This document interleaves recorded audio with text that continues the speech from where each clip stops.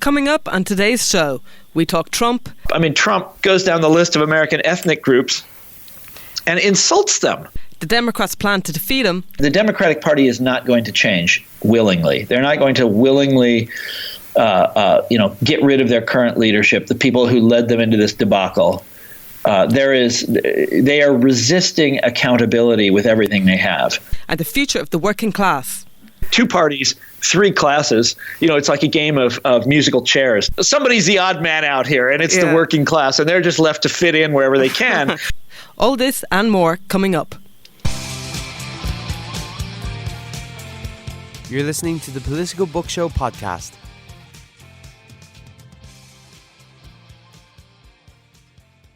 The Democrats' retreat on economic issues has cost them the working class vote. That's the premise of Thomas Frank's new book, Listen Liberal, or Whatever Happened to the Party of the People. Thanks for joining me, Tom. Sure thing. Okay, so why do you think left-wing politics has attracted so many professionals? As you said, in your book that in the 1950s, your doctor was reliably a Republican. So what kind of caused this shift? Why did professionals get attracted to, say, the socially liberal worldview? And was it due to universities being progressive on these issues? So professionals do tend to be fairly liberal on what we call culture war issues here in America, and also issues of non-discrimination and stuff like that. They tend to be reliably very liberal on these things. Now, the big change from one, when they sort of transitioned from one party to the other began, I should say, in the late 1960s. This is when, all the sort of big political changes in American life really got underway. And the issue that was the driver here was the Vietnam War. The country was engaged in a very unpopular war, and by and large, working unions, who are the formal representatives of the working class, supported President Lyndon Johnson on the Vietnam War, and professionals did not. Professionals could see that the Vietnam War was a bad idea. Was it because a lot of them could, anyways. With Republicans, then, was it obviously a sense of patriotism that made them kind of fall out with the Democratic Party? Well, no, I wouldn't say it was patriotism. It was. It's also so you remember all the youth movements in the late 60s when people would write about the young generation in America, which was a very common thing for journalists at the time to write about. What they meant by the young generation was, by and large, affluent kids on prestigious college campuses. So they were not referring to kids. The young generation did not include young people who worked on an assembly line, and it did not include young people who went to community college. They were talking about kids at Harvard and kids at Stanford and kids at prestigious state universities. And that is, you go back and read the sort of literature of the 1960s, and that is always the case. And these are pre-professionals. These are kids this is the professional class to come. And that's the people who were protesting, by and large, who were protesting the Vietnam War. If you want to know my opinion on it, I think they were right to protest the Vietnam War. Oh, no, absolutely. So all of this begins with something that's very understandable. I totally understand why. Would those college students have been economically left back in the 60s? Or, did they focus on that at all? Obviously, it was more sort of cultural revolution, but did their politics change, or were they always kind of a bit wishy-washy on economics in the 60s? The 60s were a time of enormous prosperity. So the economic issue that's in front of us today, which is the middle class is disintegrating, we call it inequality, that was not even an issue back then. That was not even on the agenda. So no, there was that was not part of the debate. Now they could be very liberal on other questions of inequality, between the races, that sort of thing, between the first world and the third. Yes, they could get very, they could see the light on those things. But by and large, one of the there was a lot of contempt for working class people then, and there still is today. Enormous contempt. among this group I'm describing. And just sticking with young people, so, you criticise in the book the idea of the coalition Ascendant, and that it's a phrase you hear a lot around Washington. And just to play devil's advocate, why is faith in the coalition of Ascendant misplaced? Do you think young people are going to be voting Republican 10 years from now? No, I think that the coalition of the Ascendant describes something that is true. I mean, the demographics of the United States are changing very slowly. There's no question about this. That is happening. The fallacy in this theory, by the way, just to say what the theory is, the idea is that as the demographics of America change, there'll be more Democratic voters than there are Republican voters. The Democratic Party will grow, the Republican Party will shrink, and therefore the Democrats will win every future election and the Republicans will lose every future election. The problem with this theory, which looks good on paper and might even be true on paper, the problem with this theory is that it understands people as just a reflection of their demographics, when in fact people have brains and think about things and can go all over the place and are persuaded this way and that. And second of all, it leads to a kind of complacency where you assume that people vote their demographic identity, and therefore you don't have to do anything really to persuade those people or to answer to those people or to serve those people's interests. You just assume that they're always going to vote their demographic. And the last part of the fallacy is that it also assumes that the Republican Party will take this impending defeat lying down, and they're not going to. Look, the Republican, about to get back to the coalition of the Ascendant, the Republican Party is not just going to lie down and die. They're going to do everything in their power to fight this. And Trump has just shown them how to do it. So I suppose in many ways he was, more social media savvy than the Democrats. So they are keen on Donald Trump, for better or worse. I don't know about that. I mean, that's what Obama was Obama was the first presidential campaign in 2008 to be on Facebook. He hangs around with Mark Zuckerberg all the time. Eric Schmidt, who's the CEO of Google or Alphabet or the parent company, is basically a Democratic activist. I mean, he's not formally, but he's, so closely aligned with the Democratic Party. Hillary had this very advanced micro-targeting operation. In some ways, Trump represents the triumph of the old school. This guy's going around doing rallies in person, rallies with 30,000 people at them, And Hillary had all the technology on her side, and she still lost. She also had twice as much money as him. Did you know this? Yes, she outspent I remember. Yeah, 2-1. And he beat her. This is just, it's bizarre because first of all, the Democrats, traditionally the Republicans outraise and outspend the Democrats. That was reversed. And she outspent him 2-1 and still lost. No, clearly there's some issues there. Another question is, why is journalism's worldview so insular? So, you had the phenomenon of basically every newspaper either formally, informally endorsing Hillary.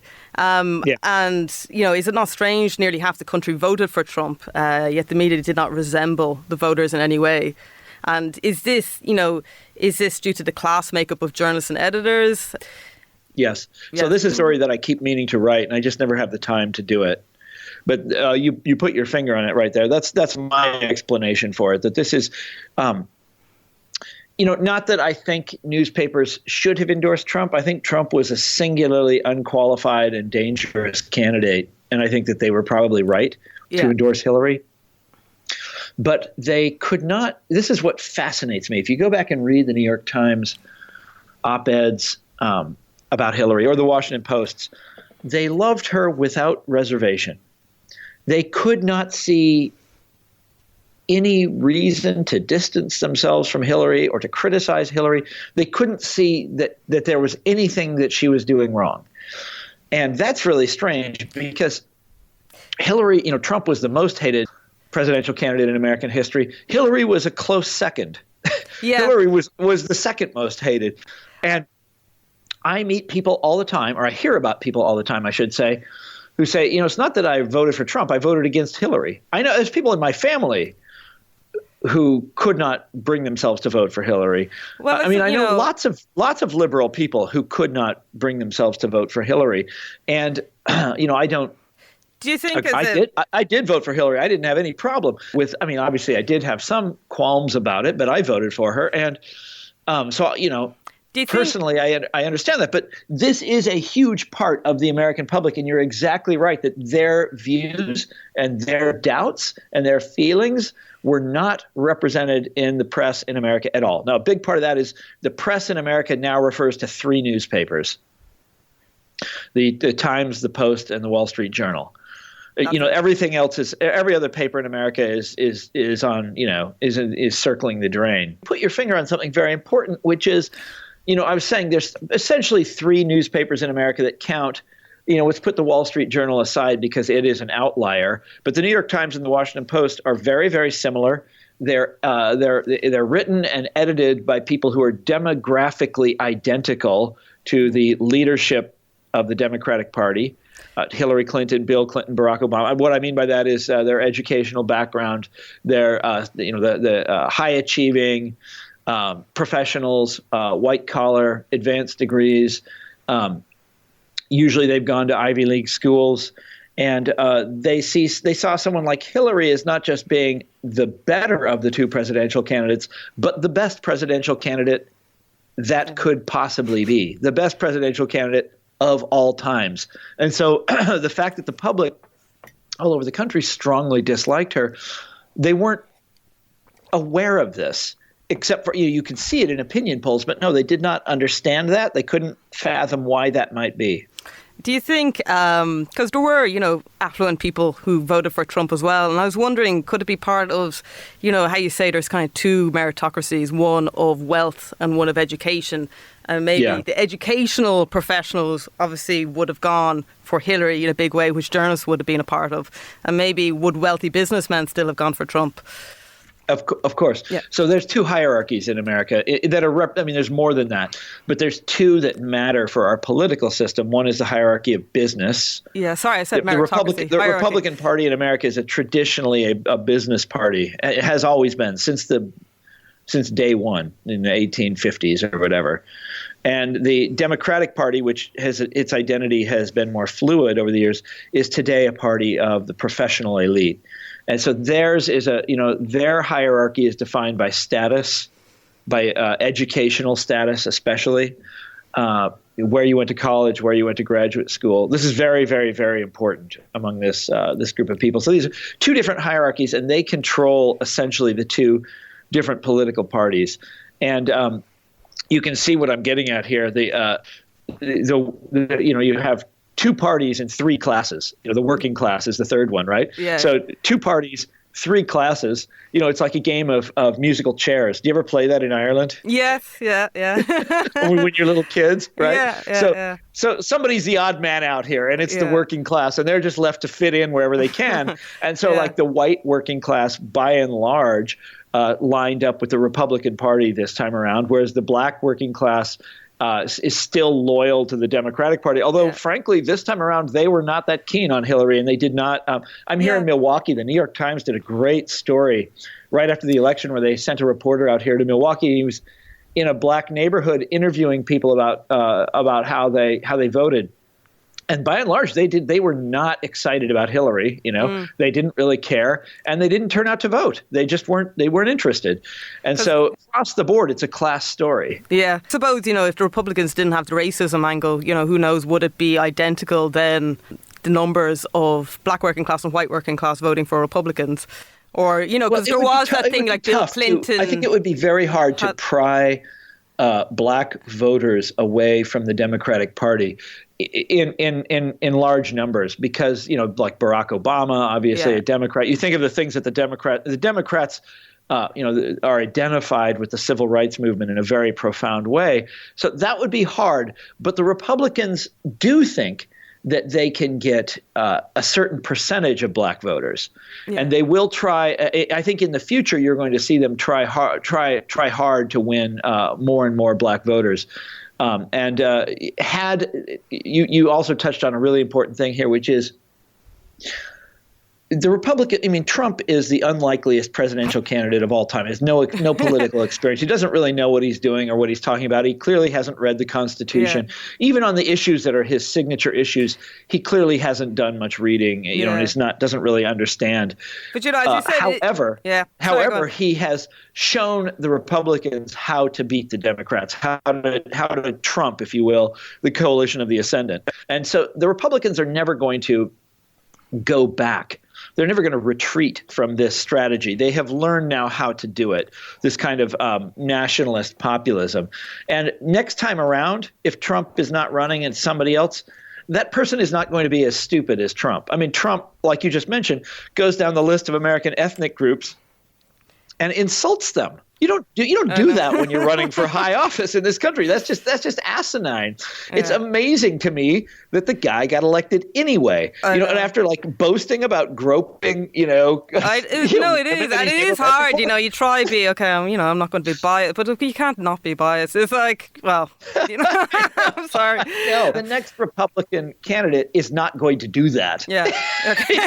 Is not going to make that mistake. Yeah, it's not going to be as easy next time around. Yeah. Hillary had it easy. She's running against this absolute, walking train wreck. Yeah. Yeah. And she still couldn't beat him. I know, but there was a lot of, kind of debate beforehand. Does she kind of stoop to her level? I remember seeing the debates, and she still, she was, she had the kind of aura that is like, I'm not going to get down and dirty in the muck, but no, and I know that was the right move. I was very proud of her in the debate. She's a very intelligent person, very clever person.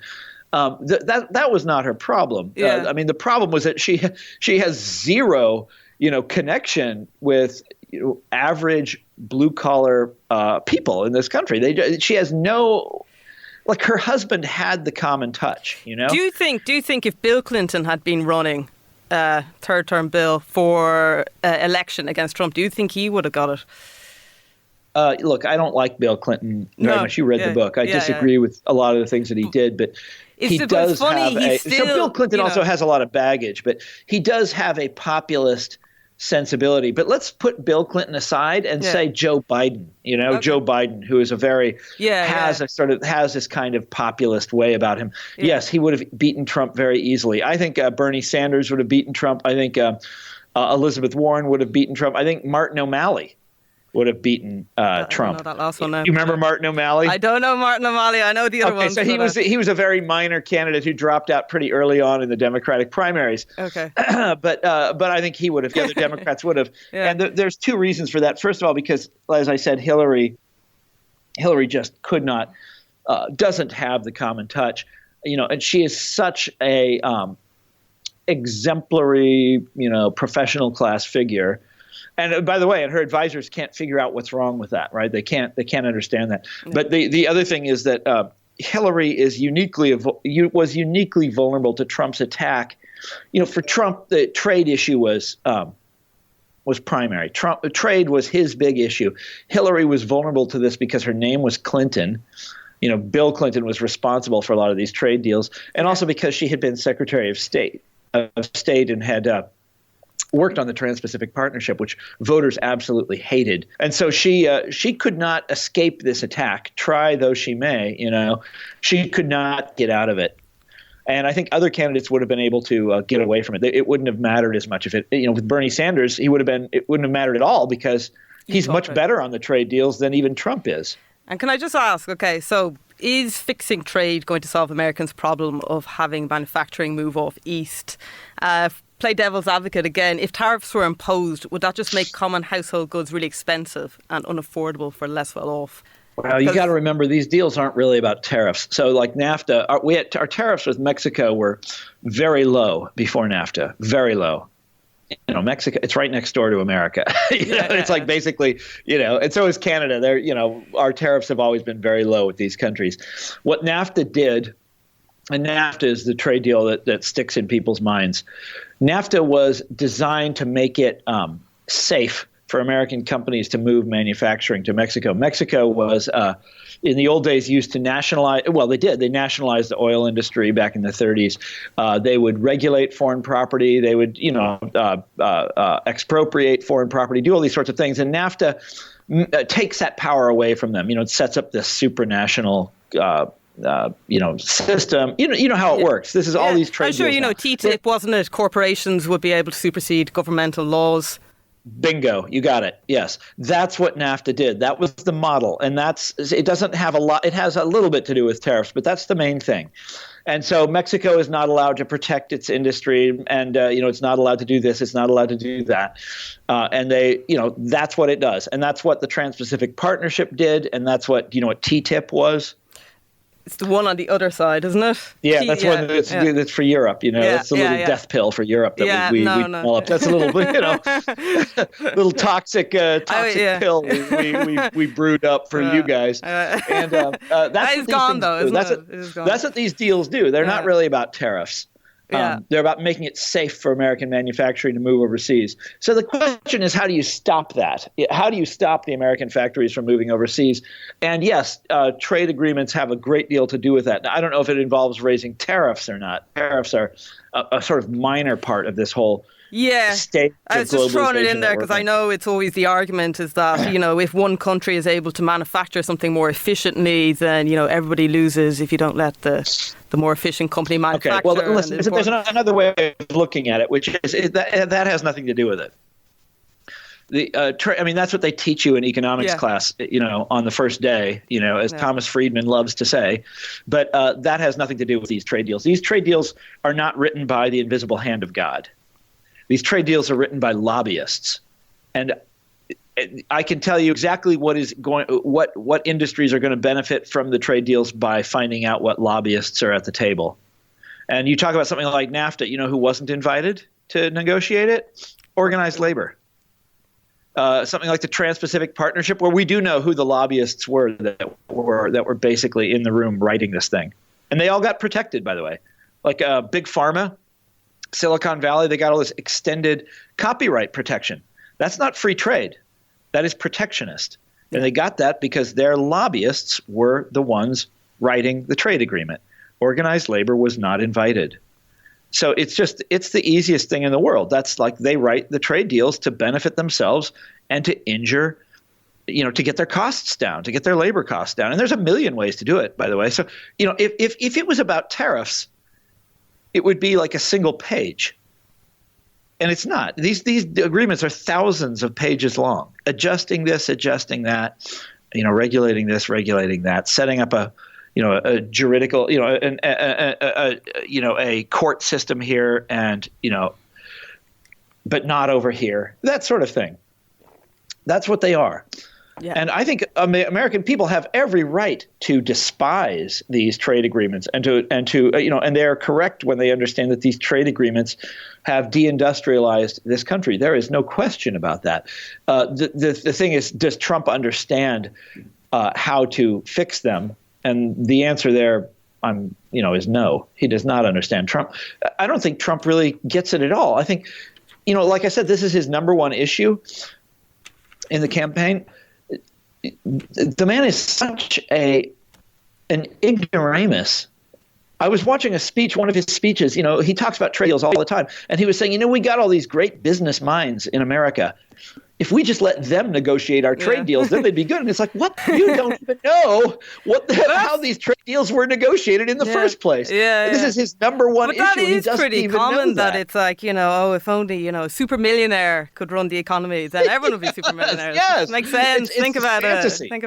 It's his fantasy. So he was catching public anger. Yeah. He very capably. He was doing a great job of that, but he clearly doesn't even know what he's talking about. On his number one issue, doesn't know what he's talking about. Listen, do you think is the lack of manufacturing the root of America's economic problems, or is it wage inequality, or are they both linked? There's one even rootier than those root issues, and that is the destruction of organized labor in this country. I mean, what in the 1950s, in the union, in the private sector, it was about 35% union. The private sector is about 35% union overall in the United States. And this is a big country, remember. Yeah. And in the South, there's no union. So that in the North, it would have been about 50%. Today, it is something like 6%. Okay? The unions have just been destroyed in this country. And that is not because people don't want to be able to bargain with their manager. Yeah. Everybody wants to be able to bargain with their manager. The reason that unions have been destroyed in this country is because the way the laws are enforced. Yeah. The way the laws are set up. If you try to form a union in America today, the boss just fires you. It's like the 19th century all over again. And you have virtually no recourse. It's supposed to be illegal, right? But it's supposed to be illegal, but the law isn't enforced. It's a deeply screwed up system, and that is what undergirds. When I was in the 70s, when I was a kid, you would read, unions were a part of the fabric of everyday life in America. If you had a parade in your town, the unions had a float in it. If you had a blue ribbon commission to look into some problem, someone from the AFL-CIO would be on the commission. Always, always, always. And today, that's just they're gone. They have been erased from civil society, and that undergirds both of the problems that you just talked about, because they aren't invited when it comes time to discuss these trade deals. They're left out. And also, the destruction of unions is a huge part of the problem of inequality, that they just no longer have a voice. And, workers don't have a voice, and their wages just get bid down and down and down and down. It's always funny. I saw they're floating around YouTube. You can see these training videos, and it was a video for employees. It's like why you don't need to join a union, and why it's taking away your power to speak to the boss directly. But obviously the irony is that these types of companies, they themselves are in lobbying groups, so they clearly see United, they also whatever. have, they clearly see the power of collective action in some form, but not for obviously the workers. So, right, of course, and also they have. You might not have this in Ireland, but in America, there's a whole what's called union avoidance industry, and if the management has. Sorry? Is it union busters where they, ring up this? Yeah, that's right. So, but it's a huge industry, and they will spend millions to keep unions out of factories, and they'll factories or stores or whatever, And in a lot of cases, they close places down rather than accept the results of a union organizing drive. I mean, they will take huge losses to avoid unions. Listen, you told me. What you told me? You wrote in your book. You wrote in your book about going to the Democratic conference. We've never met before. No, we have. Didn't tell me. Told me through the spoken medium or written medium that when you went to the Democratic conference, basically that Uber. Well, there was an Uber stand, and Uber was there to ferry the conference delegates back and forth. And just on Uber, do you think that the idea that it does that kind of form of organisation make it hard to form a labour union, given that all Uber drivers are essentially in competition with one another, kind of, you mentioned in your book, TaskRabbit. So, how are they going to form a union if you are actually competing with your fellow workers? It's going to be very hard. In fact, Uber and that model, I don't want to single out Uber here, but that model is, the idea is to get around unions. So we have all of this innovation in America. I don't know if you read this part of Listen Liberal, but there's all this innovation in America, and it's designed to circumvent things like unions, things like regulations, things like antitrust laws.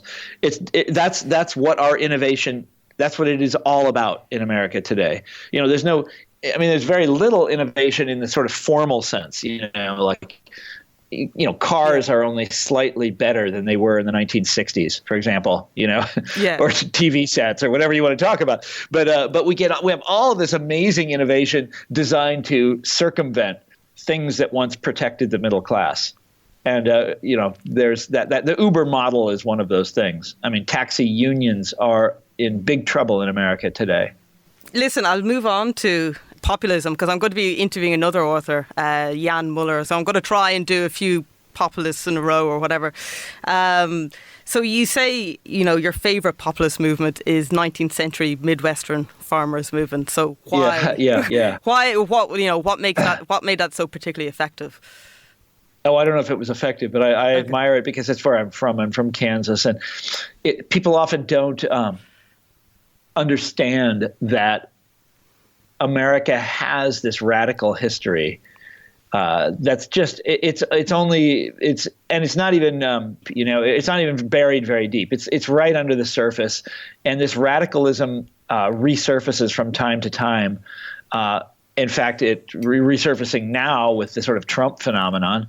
But it can go. It can be. Populism can be. There's these right-wing variants of it.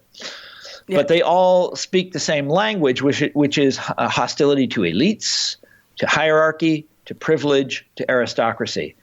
And this is, in my view, a very, very healthy thing. And I think it's the natural home of that impulse is on the left, as a rebellion against the business class. And by the way, populism was also a rebellion against the professional class, and so was the populism of earlier, the Jacksonian era in the United States. They had this slogan, equal rights for all, special privilege to none. And there was also this hostility towards professionals in those days, in the 1830s, right up all the way through the 19th century. Sometimes that would manifest in really awful ways, like they would embrace quack medicine and weird, crackpot philosophies and stuff like that. You know what I'm talking about. Yeah, or get rich quick kind of. Well, is that kind of? I'm thinking like evangelical kind of money making. Yes, exactly. Well, America is. You got to remember something about America. It's this deeply Protestant country, and the essence of Protestantism is this stuff I'm talking about. It's this, the priesthood of all believers. This hostility to hierarchy. Yeah. And it manifests. There's wave after wave after wave after wave of religious reform movements in this country, and I've lost track of it now. I used to write about this. I used to follow it. It's like it's impossible to follow because there's always some new wave coming up, that's just making some new outrageous claim, But there's something profoundly healthy and democratic about it all, the rejection of hierarchy. And I really like that. And that's what I like about populism. Now, interestingly enough, the original populists, the people who called themselves that, were what you would call in Europe social democrats. They believed in the welfare state. They wanted government control of like the railroads, the telegraph, a certain essential industries, that kind of thing. Yeah. So the argument, of course, that I've made all through my writing about political things is that the Democrats have to get back in touch with that sensibility, and they don't want to. They want to do the opposite. There's a group in the Democratic Party called the Democratic Leadership Council. This is Bill Clinton's outfit. And they used to constantly publish articles attacking the word populist. And any Democrat that would show any tendency to speak in populist terms or, be anti-elite or anything like that, they would denounce them. They would attack them. They would, try to defeat them. It was basically their goal, their mission was to root out populism from the Democratic Party. They succeeded. Yeah. It's for a great cost. And so this was kind of Bill Clinton's kind of just where he came from, and obviously Hillary Clinton would have come from a similar background. And Obama was not part of this group, but he later on came to identify with them. Yeah. Yeah. They called themselves the New Democrats. Tony Blair, the Third Way. Tony Blair sort of started a UK franchise of it. Yeah, the Irish franchise as well, but I think it is. They're branching out everywhere. It's like buying a McDonald's franchise, and they're ruining. By the way, they are ruining the left in every country. The left parties everywhere in the Western world are like this now, and they don't know what they stand for, and they have these stupid fantasies about innovation and the creative class globalization, and they are dying out. Our Labour Party here just returned last general election, I think 6 or 7, I can't remember what, equivalent of Congress people. And they used to be the third largest party, so it was complete. They fell between two stools. They weren't really left anymore, but people who are genuinely centre, right, whatever, would vote for someone else, and they're completely gone. That's it. Bye. So it's happening there too. Yeah. So this is happening everywhere in the Western world. The leader was put in charge of social welfare reform, and it's like it was like they made them kind of play against type and all their things. So, they all embraced Clintonism, and they're all dying now, just like the Democratic Party here. And this is happening everywhere. I'll just talk about populism again. A criticism of populist movements is that only some people are counted as, the real people. So our calls to impeach Trump, are they anti-democratic? Because, it's claiming that, Trump didn't win the popular vote, but, obviously he did win the election. So is it anti-democratic to say that Trump should be impeached, before he's done? Those are two different things. So just because he lost the popular vote is not grounds to impeach him. But we do have rules in our politics, set out in the Constitution, and so any impeachment would have to proceed along those lines. And the thing that he would probably, if there were impeachment proceedings, I think impeach, I suppose, was the wrong word. Not in our name and not our president, but that the Democrats saying that we'll find any grounds that we can to not have him be our president. Yeah, I understand that. That's it's a tricky situation here because, he won the Electoral College but lost the popular vote. And Hillary got, more people chose Hillary. There's no question about it. He does not have a mandate. And yet he seems to be ruling as though he does. And this rubs a lot of, what people really dislike about him is all the outrageous things he said, the groping remarks, all the bigoted things he said about Muslims. That's what makes people furious. And, and I think rightfully so. I'm pretty pissed off about it too. But impeachment is different. That would have to, and I can tell you why people are talking about impeachment is because he hasn't divested himself of his enormous business enterprise. And this is, extremely complicated. And there are so many, many, many opportunities for conflicts of interest and for essentially bribery by some other name. There's many, many, many opportunities for that. And, so he clearly hasn't gone far enough in distancing himself from his business enterprises. That's the real legal problem. But the Republicans, nothing is going to happen until the Democrats take over the House of Representatives. And I don't think they're going to be able to do that. I mean, we'll see. Anything could happen. People are so angry right now. Yeah. Do you think they have a plan? Obviously the election went down pretty badly, but do you think they actually have a plan for defeating Donald Trump in the next election? Are they planning? Are they planning for the midterms? Do you think there is an actual has the election been a wake up call?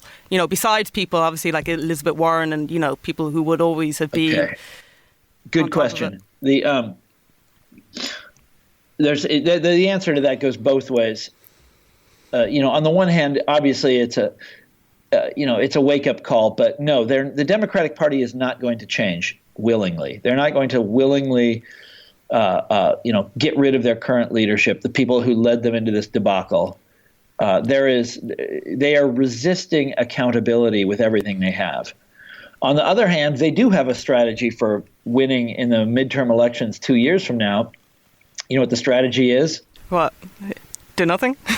Yeah, do nothing because Trump will self-destruct. Yeah, Trump will self-destruct. That's what they think. So they're it's just like, let's just sit here and wait. Yeah, and he will because he's so stupid and he's so unpopular and he'll do something wrong and the public will hate him and we will step right in and we don't have to do anything differently. This is always the answer with the Democrats. It's always just like, let's sit and wait. Yeah. But he seems like quite indestructible so far. That should have. But, obviously everyone's luck has to run out at some point. It's just crazy. Yeah. My favourite was that tweet. And then, was it accusing Obama of wiretapping? But then the next one was something about Celebrity Apprentice. It's like, it's a diversion. I know. Listen, you say that in America you're hamstrung by the two-party system and that, a genuinely radical left-wing platform can't get a hearing because there's laws in place to prevent third parties from organising. I know, although, there's a Green Party there, but a lot of people, because the polling numbers are so low, they see it as a wasted vote. But across Europe, with UKIP in England, Front National in France, Geert Wilders in the Netherlands, it's right-wing populist movements on the rise. So, Yes. What explains that, in these other countries, small parties do have the ability to form and rise to prominence. So why hasn't left-wing populism taken hold in Europe? In America, you mean? No, in Europe. Because left-wing. Yeah, because if in Europe, you have to tell me that. I don't know. I'm not an expert. I don't know. I'm just saying it's just so that obviously the third-party issue is not an issue in Europe, and yet there isn't really a huge left. Well, Podemos, outside of Mediterranean countries, there hasn't been on continental Europe a big left-wing reaction to the recession. Yes. Look, I haven't studied that, and I don't know, sir. I'm sorry. I'm an expert on America only. Okay, fair Apologies. Enough. But if you want to know why it hasn't happened here, the answer is incredibly simple. It's because of the two-party system is basically protected by law, and as long as the leadership faction in the Democratic Party stays in the saddle, they can keep that from happening, and it's very easy for them to do. They don't want to have, they don't want to change. They don't want to offer something different, and so they're not going to. The answer is incredibly simple. Final question. I'm going to ask you to do a crystal ball. What do you think? Do you think Bernie Sanders is still going to, do you think he'll run again? Do you think it will be someone under his wing? Do you think that movement is going anywhere? What do you foresee? I think Bernie will be too old to run 4 years from now, and he won't run. My hope is that Elizabeth Warren tries, but I think the question is, so there's this huge battle in the Democratic Party right now. The question is who comes out on top. I suspect the Clinton faction will, because they have the money and they have all the elected officials are on their side. I suspect that they will get their nominee for president. It'll be Cory Booker or someone like that. And I have no idea what will happen. The thing is that they seriously underestimate Trump and Trumpism, and they don't have an answer for Trumpism. Trump may self-destruct.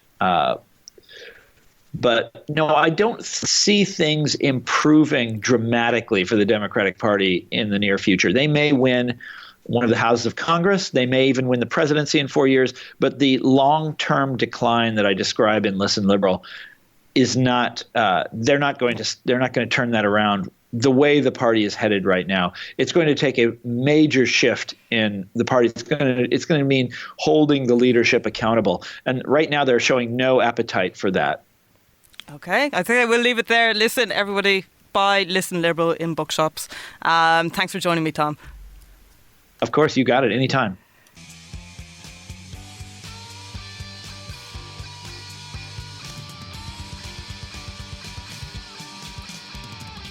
You're listening to the Political Book Show podcast.